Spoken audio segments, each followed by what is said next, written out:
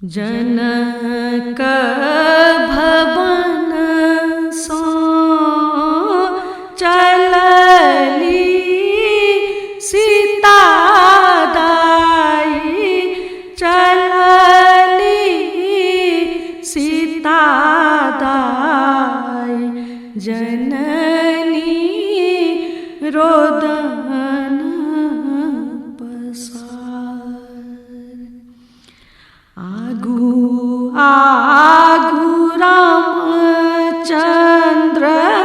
पाछू सीता दाई, पाछू सीता दाई, देवलोक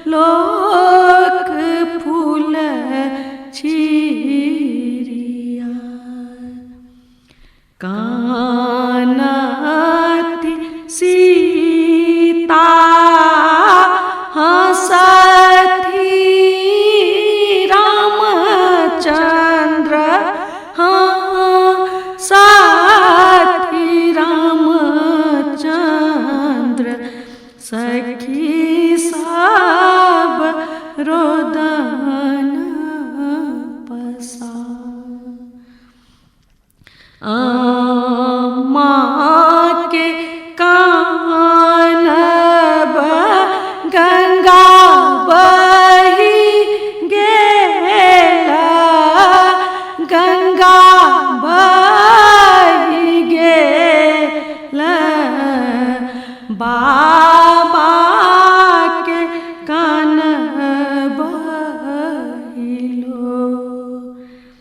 सखी सब कानती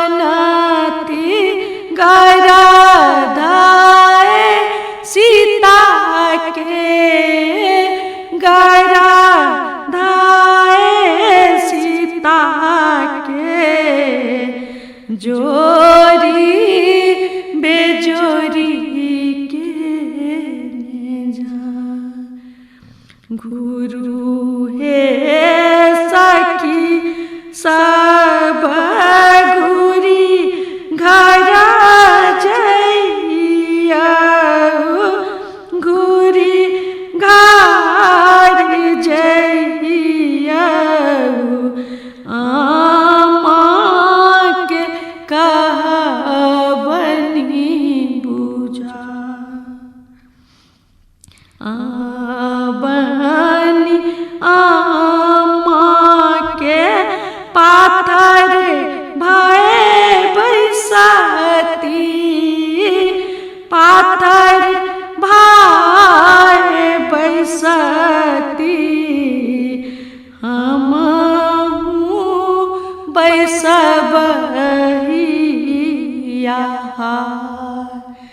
बाबा के कहबनी